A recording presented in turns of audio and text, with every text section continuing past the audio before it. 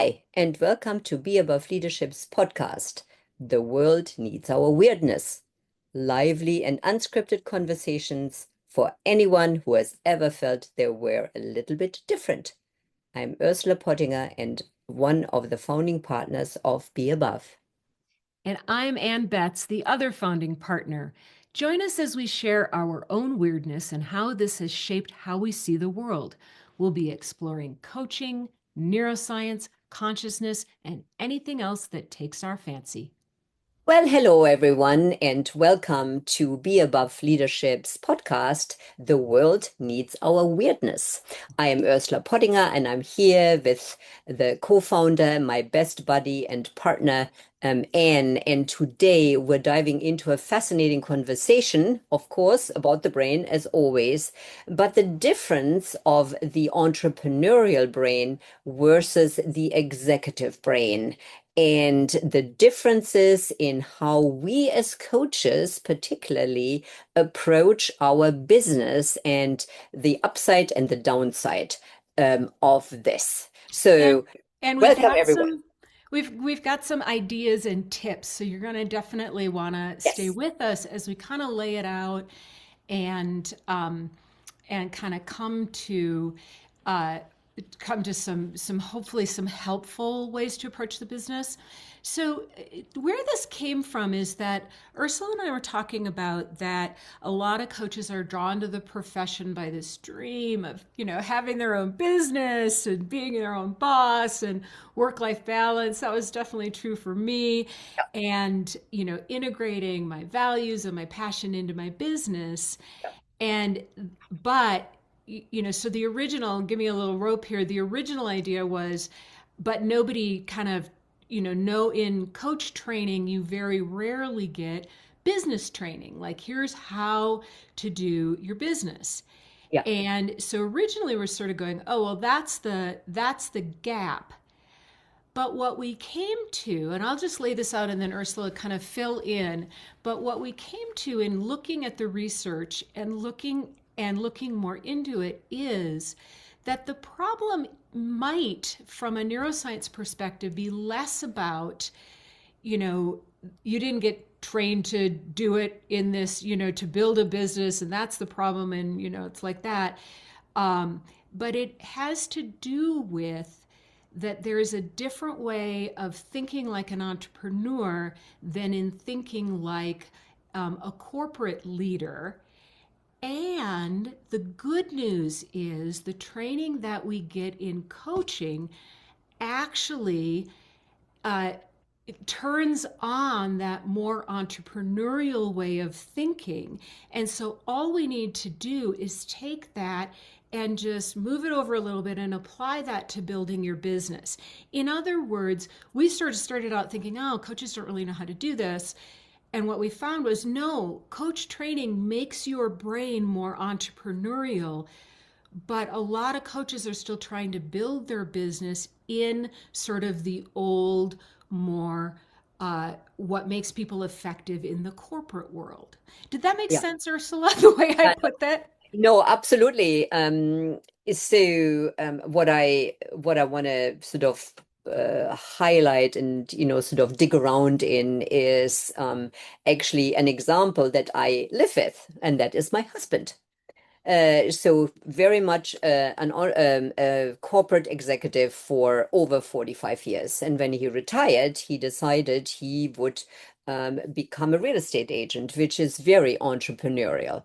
It You has to be. It Yeah, has to be. You are absolutely. building your own business. And while he was sharing this with me, I held my tongue. Good for you, Ursula. And I thought, this is never going to work. What I didn't realize at the time wasn't so much that he couldn't do it, but really, to your point, and his brain had been really being trained as an executive. And what we mean by that is here are the goals, here are the outcomes, here is the step-by-step approach, how you get from A to B. And that is what he did all his life. Right. And now all of a sudden, he needs to be an entrepreneur. He needs to be creative. He needs to take risks. He needs to be out there. And it was like, he couldn't do it. Yeah. And the technical term for this, and this is what Ursula and I, really found fascinating, and the actual research on this is that the successful corporate executive brain tends to cognitively process using something called causal, we can never say this word, causal reasoning, Yeah, which is basically saying let's set that goal and let's diligently seek and keep seeking the best ways to achieve that goal. It's a very linear process. yeah. And when you're working with in many organizations, it can be a process that works. You set your quarterly goals, you set your vision for the year, your goals for the year. But what they found in the research is that entrepreneurs don't use that process. It's too linear, it's too narrow. And that entrepreneurs need to, and successful entrepreneurs, what they use is something called effectual reasoning, which is creating future goals based on available means. That is actually Yeah. my favorite. That is my favorite sentence in the relation because it's so, the available means of an entrepreneur are very different from the available means of an executive. Well, yeah, and you think about it, who do you know? Who are you? What is magical and special about you? Who do you know? Who do you have a connection with? It's not about this predictive planning where we look at growth in the industry and things like that. It's much more personal. It's even questions like, what values do you bring that are interesting and unique? And I'm thinking about give you an example of this is that I had a client who was a very talented musician. So part of what was available to her was this whole language of music and an understanding of thinking about things through the lens of music and the metaphors of music. And it was really interesting. Yeah. And part of what our work was to not have her try to do her coaching business like the fit herself, what would I say, Into the like corporate box. unpretzel herself back into some sort of corporate box where where we're gonna, you know, set the goal and be super linear about it. But it was really to use this, who am I and who do I know and what kind of language can I bring that is interesting and unique. And this is also what successful entrepreneurs do. They don't copy a formula. Mm.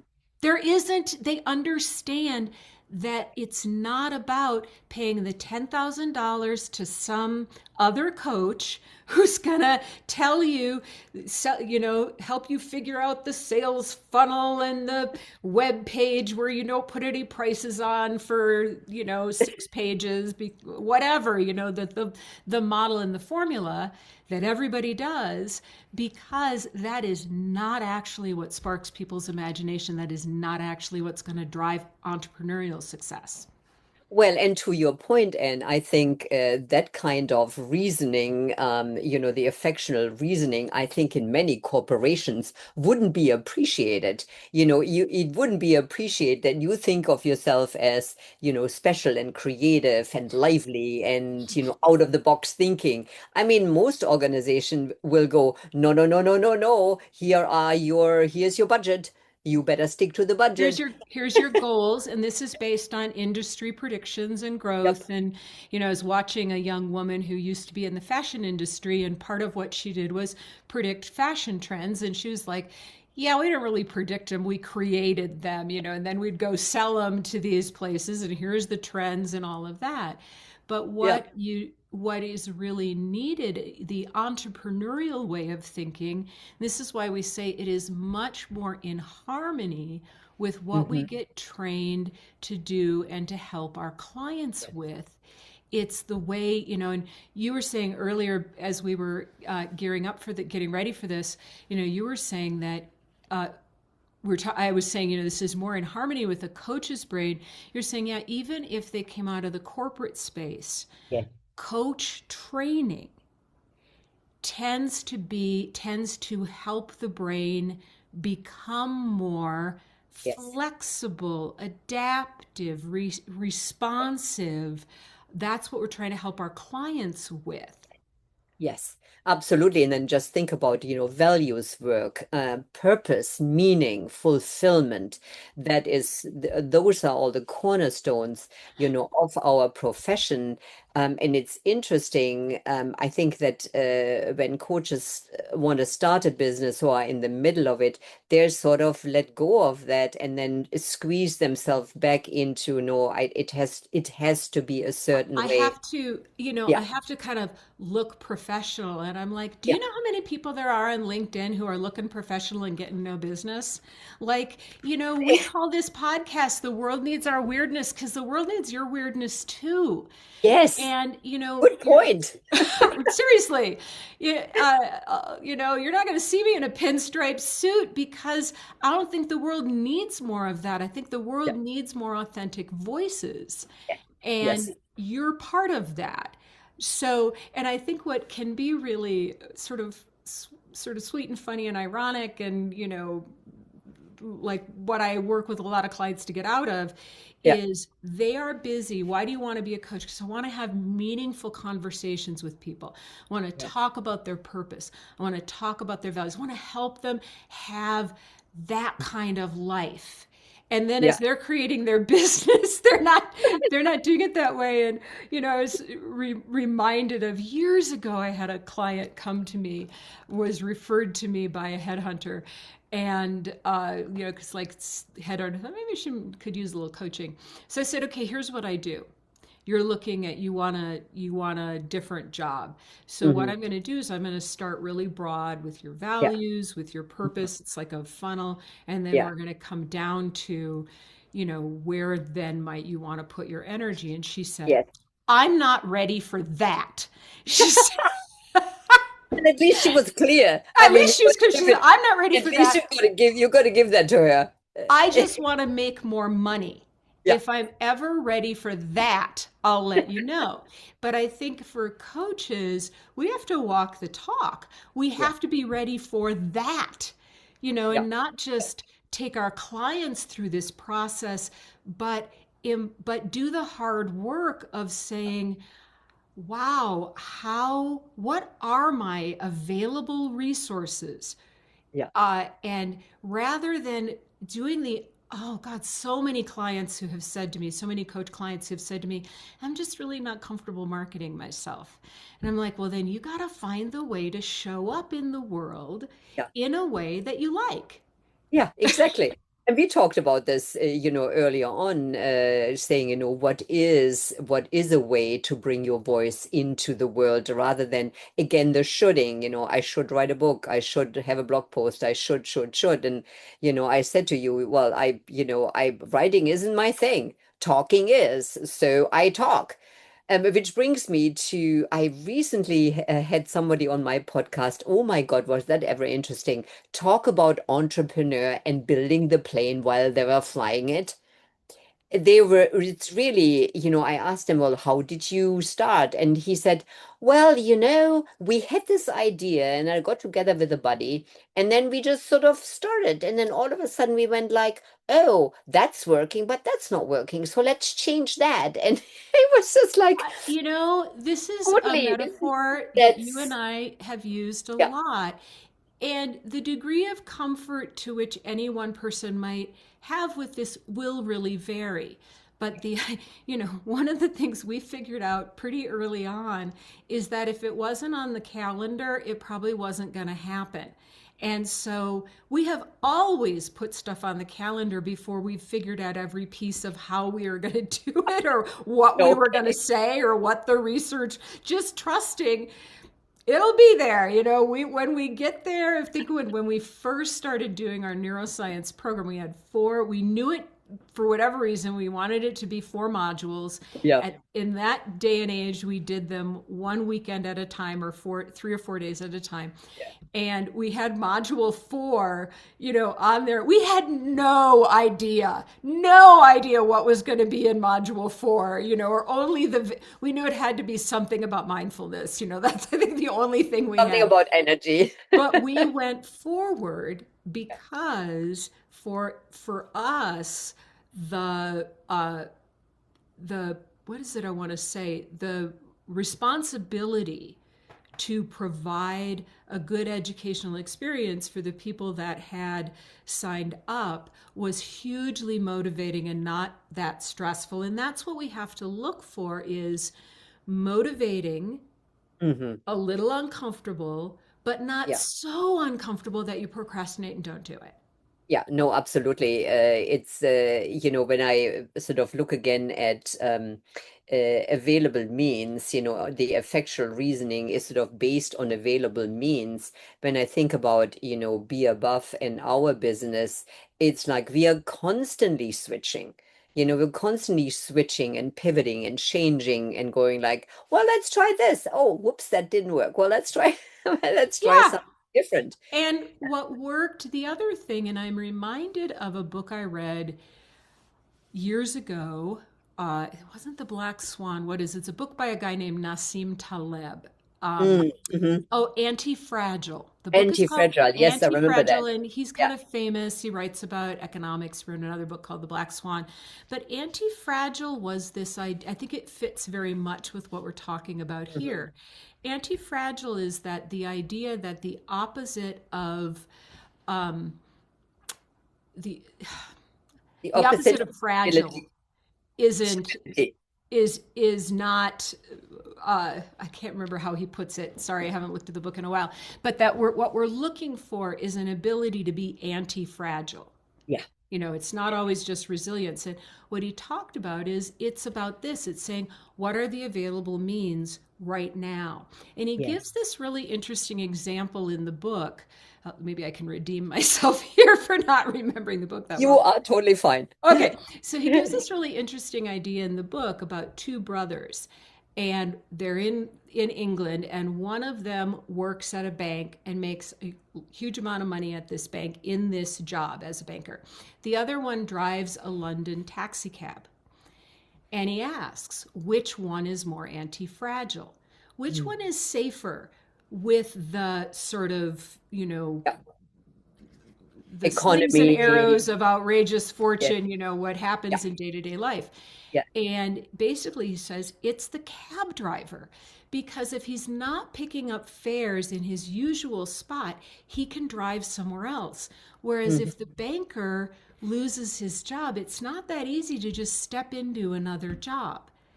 And I Yeah. think about, as entrepreneurs, which we have been for 20 some years, if some, and we keep our business small, and this is one of the reasons we keep our business small.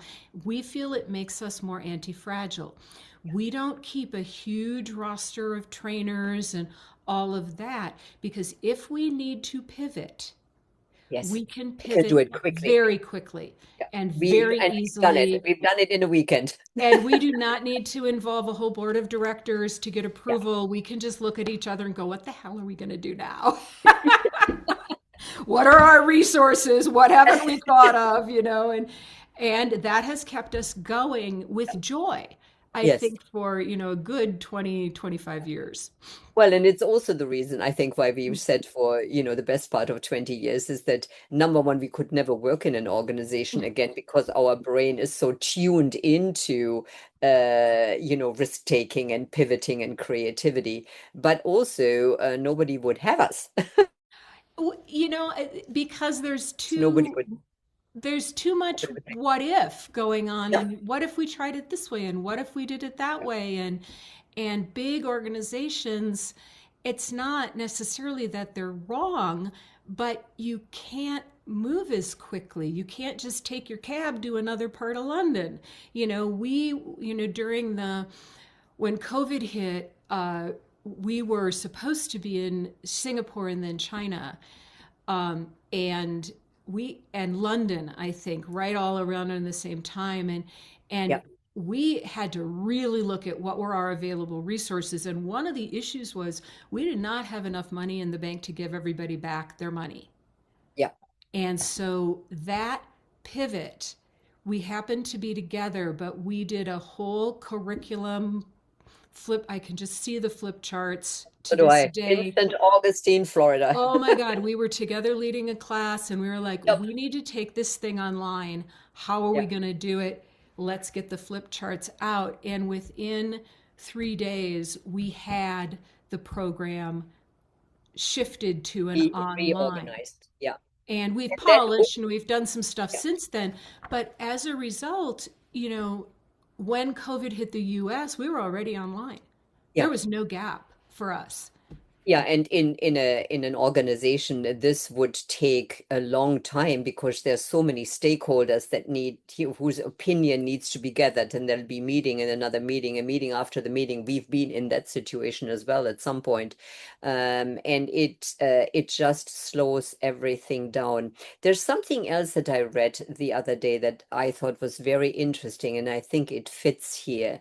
The writer in this blog post was saying the problem in organizations isn't so much that people don't have great ideas. The problem is that any great ideas that are against what is usually already done gets shut down. And people are not, they're either afraid or not willing or can't just say, hey, why don't we just completely turn this upside down and do it completely different. People in the room might have these ideas, but the structure, the system, doesn't allow for this kind of a voice. I think there's a couple things that come to mind about that. And one is that I think that really speaks to the research that basically says the most effective teams are one where there's a great deal of psychological safety Yes. and everybody speaks over time, not in every meeting, but over time, everybody speaks an equal amount of time because then you hear these voices. And there are industries and there are organizations where they have this idea fail faster. Mm-hmm. Now, I think a lot of these organizations and industries have other problems. I'm not saying it's all great, but I think this idea of let's try it, Yes. is so helpful, is entrepreneurial.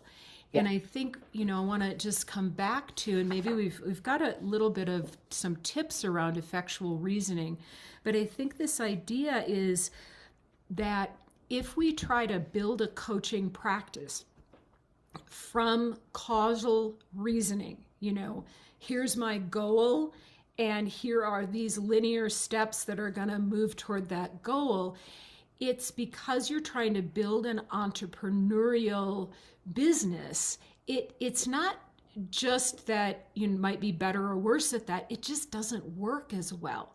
You need to stay more flexible, more open, more personal, bringing your own voice, your own resources, rather than trying to do some cookie cutter way, which might work to some degree in the corporate world for certain projects. Yeah. In other words, what we're saying is, your coaching brain that you already have because of coach training, just keep that brain as you're, building your business. Keep looking at purpose and meaning and passion. Um, Absolutely. no, Because I rather think than going, should, I should be doing this. should. Right. I wrote this thing down. I'll just read it to you because it's when this causal reasoning approach, setting a goal and diligently, going for that goal no matter what, doesn't work. Like it doesn't work. And I've seen this so many times with coaches, this, here's my goal and I'm going to get this many clients and head down and posting on, doing the slick little executive coaching thing for LinkedIn. And when it doesn't work, or it makes you go, "Ugh, I have to do that again." Coaches tend to blame themselves, question their commitment, question Yes. their abilities. They say things to me like, oh, I'm just no good at marketing Yeah. myself. Yep. no, you might not be good at marketing yourself in a causal reasoning way, but you Yeah. have resources and relationships. So let's figure out how you do those. Yes. No, absolutely. Absolutely. And I think coaches are particularly good at building trusting relationships because that's that is the coach approach. So one way in terms of affectional reasoning and one tip is look at Effectual. the effectual reasoning. Look at the relationships you already have and nurture those. Absolutely. So we've got a little bit, I've got a few different aspects of effectual reasoning that we can break down, but, and I pulled this from the research, it emphasizes taking action. And this is that, you know, do it even if the plane isn't fully built, to the degree that your nervous system can handle it. Embrace surprises, Mm, leverage contingencies like we talked about with COVID. Like, okay, this is now what's the opportunity here?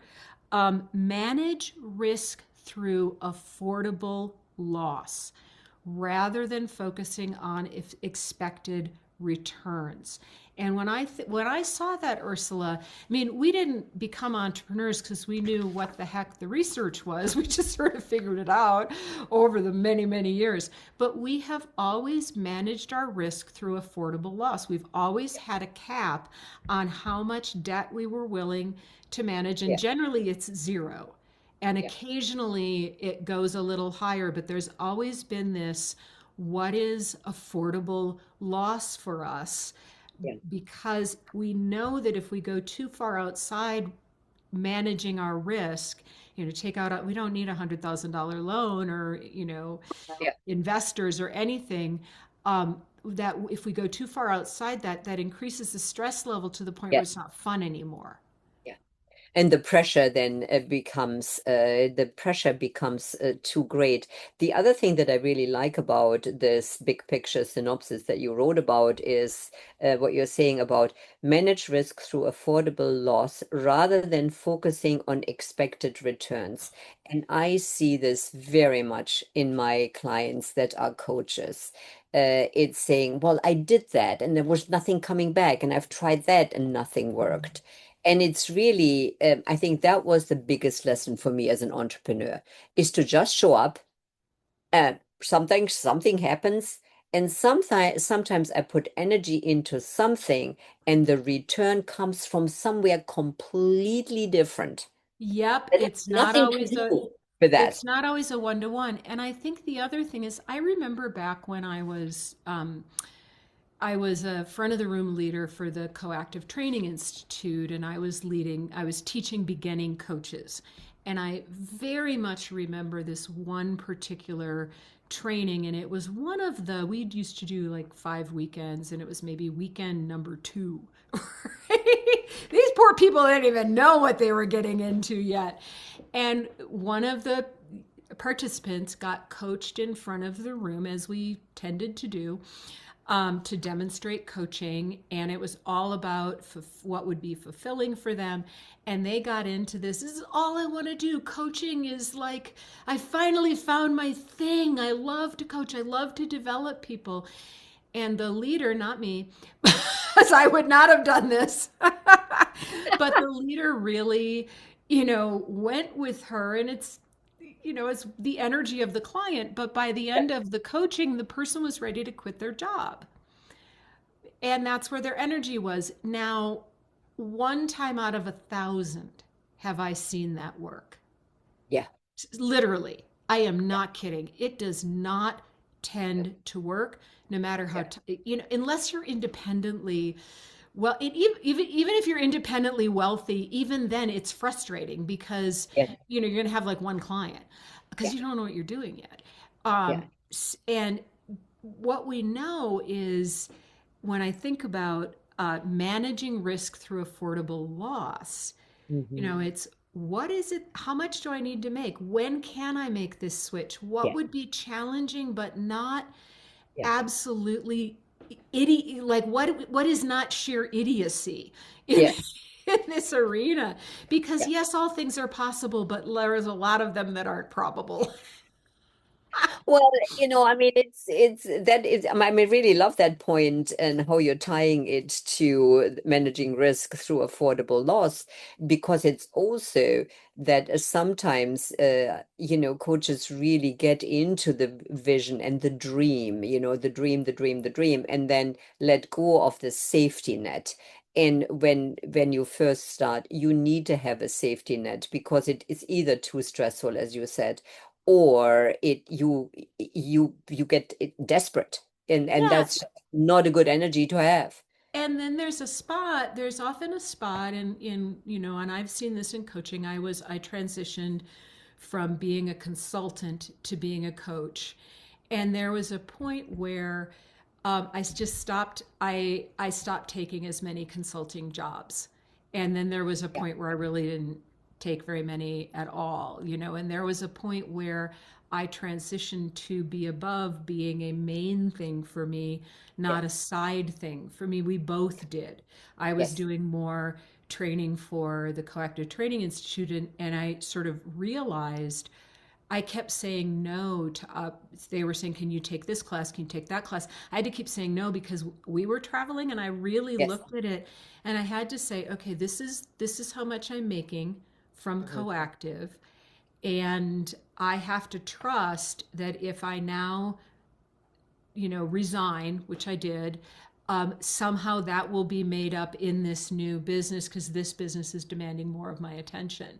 Yeah. But that was a leap of faith, but it was a manageable leap of faith. And I Well, did because we replace, we also had evidence that Be Above was going somewhere. I mean, yeah. without the evidence at hand, you didn't do it until there was enough Yeah. evidence to Yeah, and take that. even then, it was a gulp because I Yeah. was making, wasn't a lot, but it was probably 30,000 a year that was Yeah. coming from Yeah. CTI, Yeah. and that's not nothing. That's $3,000 a month that Yeah. I had to figure out how to replace and, trust that the business would. So, it was a gulp for Yeah. sure. And Yeah. I want to say this is not about that you never take that gulp. I think every successful entrepreneur has had that gulp moment at Yes. some point, but I Yeah. don't think it's going from I'm making nothing as a coach and I'm going to assume that in the first year I'm making six figures because I Yeah. just don't see that happening. Rarely, rarely does that happen. So there's this idea that I love this line: master entrepreneurs are brilliant improvisers who don't typically start with concrete goals. So Yeah. we think about goals and vision and your vision board and your strategic plan and all of that. What do you make of that line? Don't Um, often start with concrete goals. Well, I think that again, when we have a concrete goal, I think it narrows down the field of possibilities because we are now focused on this one goal and again the outcome rather than keeping that space open and saying, well, I have a sort of a rough idea what I want to do, but let's see what else there is. That improvisation of looking at different possibilities, different options, is really, really different. And again, from that interview from this wonderful entrepreneur, oh my God, he was just so funny. They didn't have any goals either. I mean, and they were still in college when they started this Ah, good for business. them. I They were, love he that. was saying, we were in the garage and I had my two buddies and we said, I have this great idea. Shall we do it? And everybody said, yeah, sure, why not? We can Why try. not? There wasn't a goal. There was just this passion and this sizzle of excitement. So I think when we get too tight into goals, it really starts narrowing the field Yeah. of And possibility. you can have, so it's sort of this interesting thing. So we're not saying coaches and entrepreneurs should not have goals. It's that we're often developing goals on the fly. Sometimes they're more short-term goals. And I think about, like I said, we have been doing this a long time. And I don't know that everybody should do it the way we did it. I don't mean it like that. But over the years, we've had a number of people want to help us with our business, but I think they have wanted to help us more from a causal reasoning Yes, at like, absolutely. that's their sort of consulting model. And they have wanted to know, like, what's your strategic plan and what's your business plan for the year? And intuitively, we just knew, like, we usually have a direction we're going, and we often have intentions and we have Yes. guiding principles, Yeah. but we've never had a business plan that has been inspiring. And I think probably 10 years ago, we just gave it up because it just wasn't really that interesting to have that conversation. We finally learned you people aren't worth your money to pay you to do that. No, absolutely. I think that it's a sort of an interesting thing when it's such a huge difference when I coach executives, and really how goal oriented they are. It becomes their their go-to rather than the North Star of values and purpose and meaning that gets it gets chucked out the window, and it's like, no, here's the goal, here's the objective, and here's the outcome. And it's just very different from how I would want to do my business and live. Or live your life. And so, this idea of saying we're constantly looking at, I mean, one of the reasons we learn not to build these massive business plans and all of that, I mean, we've had like vision boards because that's Hmm. kind of, more aligned with the Yep. experience we want to have. And Yep. we've had really like wild, surprising opportunities come up.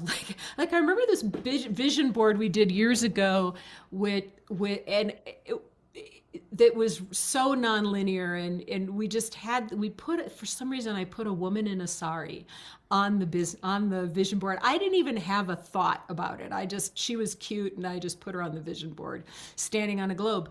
And I would say about 6 months later we got invited to go work with a women's empowerment group in Nepal, and we did that for 2 years.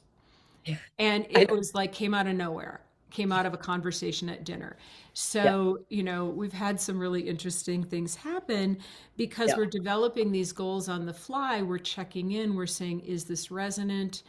And Hmm. the other thing that we have been aware of, and this is a very Nassim Taleb, again, he's the guy that wrote Anti-Fragile, Hmm. very Taleb way of looking at the world, is we're not that good at predicting what's going on in the world. We just never, like, who knew we were going to have Especially right now. right now? I mean, I have no idea. We're just kind of hanging in, looking at what our resources are. COVID came out of Yes. nowhere. Yep. We had a couple of months where we're going, something's going on, seems to be going on in China. This does not look good. But, this idea of futures prediction, that's one of the reasons why we've always said, let's trust our ability to respond and create Yeah. rather than, this very complicated business plan that may not be in alignment with what happens in the world. And Yes. that's actually, for me, that takes the stress down. Yep. So I've got a few like to-dos, what to do, um, and I've got a few here that I thought might be helpful for folks. Okay, go ahead. Okay, so let's start with, you know, keep your flexible way of thinking, keep your values driven Mm. business. Hmm. Let go of overly defined goals and plans. Overly defined, it's okay to have a sense of where you're going, but this overly Yeah. narrowly defined, don't sign up for business building courses that overemphasize linear plans and strategies, And sales I funnels, and all of that. And I Yeah, also want to say, especially those that promise that you will be making six figures yeah, within the first year. I think there is something also about entrepreneurs. And I see this again in the people that are entrepreneurs that I coach, as well as, the people I interview. There is this great balance between risk and reality. yeah, yep. is saying, yeah, we let's do that and let's do that and this sounds good and this sounds great. Let's try that. But they never lose also touch with the reality of what they need to do. Yeah. And I think, there's been a couple of people along the way that I know and that I've seen that have been successful very quickly. Hmm. And what I will tell you is they, they were where they excelled is this idea of their current resources. Hmm. Now, interestingly, we could make some meaning up about this. They both happen to be men and pretty successful men. And I knew a guy who's one of my students who was a marketing. He did marketing consulting, and he got super into coaching. He loved coaching.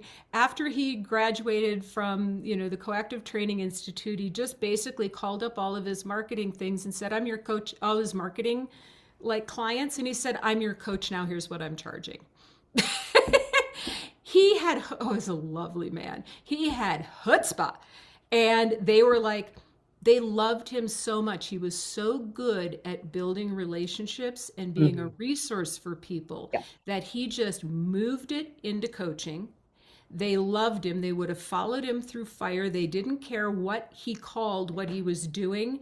And he basically immediately became successful. That is super rare. Some of it was he trusted his relationships with people and his ability to create and maintain relationships. Now, I see a lot of coaches who come in thinking they don't have any resources. They don't, I don't want to market myself. I don't really have any resources. What am I selling? And I'm like, you're a magician at creating But loyal you know relationships. humans, as long as you know humans. The other thing that I really like about this example, and I do see this a lot, it also sounded like he trusted his expertise that he already had. And I've seen this also in coaches, that they have for example, a financial advisor background, and they quit that industry and they're gone into coaching and love coaching. And now it's like, I don't want to have anything to do with my previous life. Rather than saying, well, hold on a minute, you have expertise in that You have field and you expertise. know people in that field. Exactly. How can you marry them together? How can you bring these two pieces together? You have expertise, you have a reputation. Exactly. Credibility. Trust your reputation. And that's what this guy, I think, did. Absolutely. And then another coach that I know who came out of IT and really trusted his relationships, really trusted his well earned reputation. And I think his ability to move into a pretty lucrative Hmm. career as a coach through those two things really speeded up. Yeah. And like I said, we could make some stuff up. What I have seen is men are a little more socialized to trust some of this, and a lot of coaches are women. Not all, obviously. My examples are not, but I do think sometimes I find that this is a place where, for women, it can be harder to push into that. But if you're going to push into discomfort, push into trusting that people actually really like you. It's probably why you're a coach, because you're already listening to Most everybody. likely, most likely, right? So trust your relationships. Trust Yes. that part of the resources you have is the ability to create relationship and have and be a resource for people. You're not selling yourself. You are reminding people that that's who you are and that's what you bring. You know, Yeah. you were talking The other about. thing, Oh, go ahead. Sorry, I just want to the share other, this very sweet yeah, yeah, example go you ahead. shared with me. You were talking about meeting somebody at the campground where your RV is, and Yes, just who's making a career change, and you just really affirmed her, and you were the only one. She told you later that you were yeah. basically the only one who had affirmed her, and you're probably thinking, "Oh, that's just a day's work in the life of a coach." Well, it's funny, as this conversation was unfolding, my husband was, sort of listening, and as she was giving me a hug and saying, this meant so much to me, and her husband said, yeah, really, she just really, it really had an impact. My husband sort of piped up and he said, well, that's her daily work. Exactly. And so trust that you got drawn to coaching most Yeah. likely because you're good at relationships, you're good at affirming people, and this kind of ties to the next one, and then I'll let you jump in. But there's this idea that um, part of your resources is your own commitment to having a different life. And I'll Mm, share a quick example about this. So your commitment to purpose and meaning in your own life. And if you sell that out by making yourself do a whole bunch of stuff that you don't want to do, you are not walking the talk and you're less inspiring. So I have a funny story that I think illustrates this. So I lived in, Ursula knows as well, I lived in Costa Rica for 4 years. And at one point I had to be the breadwinner, and so I kind of knocked on all the doors of my contacts, and I got a job working for a multinational company doing coaching in their leadership program.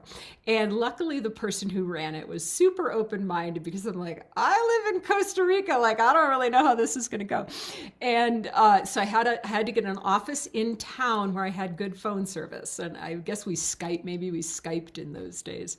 And so my little office in town, this is Costa Rica. This is rural Costa Rica. So my little office in town was amidst a whole bunch of others, including my neighbors who kept chickens. And so I would be on the phone, and the chickens are, the roosters are, rah, rah, rah, and there's all these kind of weird jungle noises. And sometimes there's, Costa Rican music. And I'm sitting there thinking, this is not professional. And then what I found out from the woman who ran the program is people chose me. They had an option, little bio. yeah, yeah. People like chose me, and usually my roster filled very, very quickly with the options because they wanted to be in Costa Rica. Well, what this is pointing to is it's authentic. Yeah, It's your authentic self without all the, should be wearing a suit and whatever. And people are drawn to they authenticity. loved it, and the rooster would go, and they, and I'd have these corporate executives, be like, did you see any monkeys today? I'd be like, okay, we cannot spend an hour talking about me and my life at the beach in Costa Rica. But they were more hungry for that than the Yeah. coaches who were showing up in their, in their buttons, and I'm in my sleeveless shirt because it's so freaking hot there. But that really, really taught me that part of what you bring to the party is your own commitment to living a life of purpose and meaning and flexibility. And your clients want that so much more than they want anything slick. Slick is a dime a dozen. Rant over. The end. Yeah. I want Oh. to I want to come to something else from your notes that actually again comes from one of the interviews that I had recently, but that I found also very, very powerful. And this is about look at the resources at hand. And one of the things that you said is, who do you know who can provide help, Mm. referrals, or mentoring? And so I interviewed this another entrepreneur and I said, what is one thing you've really learned in the last couple of years? And he said, I am trying to hang out with people that know more than I do. And that's so People, humble too. That's it's so so cool. humble Yeah. and it's also somewhat scary. I went like, oh, I probably can take a page out of that book. Because he was saying those more experienced people, I asked them, what am I doing wrong? What should I do better? How have you done it? And he said the advice that I have been given from people that are more successful than I am has been invaluable. And so I think go out there and explore who can be a mentor to you. And for sure, you should have a coach at a minimum, but there's also lots of other resources where we can all learn from. And I I found that comment just really, really valuable. Boy, I really, really appreciate that. And this is again coming back to, we're saying, what are your strengths and what are your resources? And one of the resources are the people around you. And I think about when we were first building Be Above was back when I was working for the Coactive Training Institute. And one of the ways they do their programs is that you do a lot of co-leading. And so you spend a lot of time, I spent a lot of time with experienced leaders. Oh my God, they were such a wealth of um, tips, and it wasn't always just about leading, but about the way Mm. they had developed their business and the things they had tried. And I would find the people that I really loved leading with because they tended to think a little more like me. And, those are the folks that I really gravitated toward. But, I think back, I've got just a whole little library of what various folks who'd been doing this a long time, little tips that they gave me that have helped in everything that I do. And I do think the other thing about it is that, um, people want to help. Um, Yes, for and, sure. you know, Yeah. if you can't, I think it's great to have a coach who's experienced, obviously can really help you be focused on you. But I also see a lot of this happening in like some of the online forums. There's a very big coactive training institute. It's just for people that have been through that program. I'm sure every coaching school has it. Online forum, and people are always saying, okay, I've got this challenge with this client or this kind of thing, and they get I would say 90% good advice and 10% they should probably throw away. But it's that's super helpful. And this is, advice is advice. I mean, you can filter that through the usefulness, of your own perspective, and things like that. But it's it that advice giving is really is super important. There was something else I wanted to say. Now it's eluded me. I can't remember, but I'm sure. It'll come back. One Yeah. of the things that I also have as a piece of advice is really think about what can you do for yourself without suffering. Yeah. So I think there's sort of, for me, there's three categories of work. There's work that I'm like, I get to do that today. This is going to be like, I love that. I actually love making PowerPoints and I love pulling research together. That's a get to for me. Like, oh my God, I've got enough time to really do this today. This is fun. I never suffer doing that. That's me. Then there's the what can I do that I don't love, but it doesn't cause me too much suffering, Hmm. right? Yeah. Uh, I can't think of a good example. I actually like spreadsheets are sort of like that for me. I can do a good spreadsheet. And then there's what is torture? What is absolute feels like torture? And I will say Ursula does a lot of that in Be Above, and we also have a virtual assistant who does some of the torture things. Yes. And responding to every student about where something is in our online platform and why they can't find the link to such and such, uh, probably to both of us, can feel a little like torture. So we have a virtual assistant who does that, and Who she's does wonderful. that? And So, for her, it's I get to do that yeah, because she loves.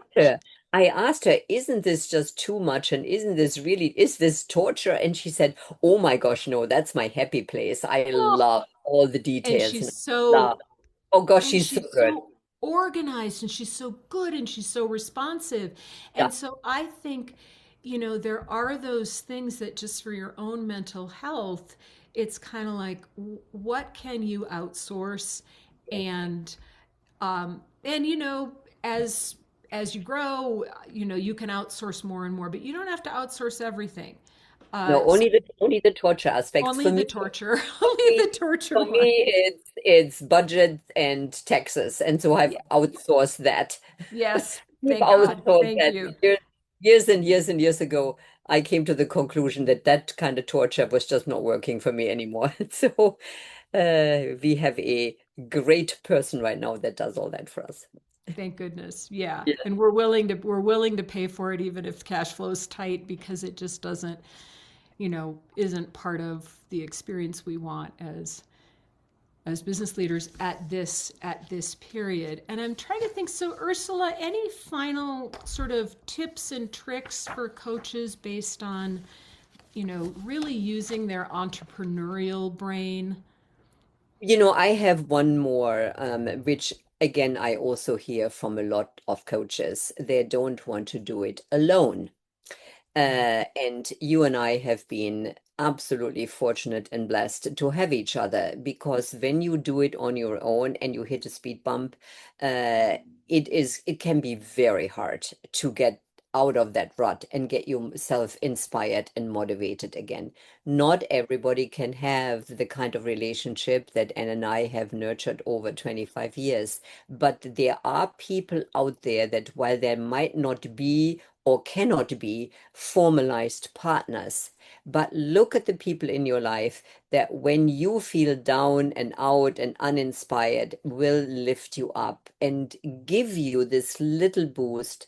So that you can find your own belief again, knowing that you are heading in the right direction because we all need that. So I think that's another Absolutely. piece of advice that I Absolutely. would have. And I would Find someone with a loving heart that can lift you up when you need it. And it could be a coach, it could be a partner. We have a metaphor of climbing, like you don't climb a mountain by yourself. It's very dangerous and it's very tricky.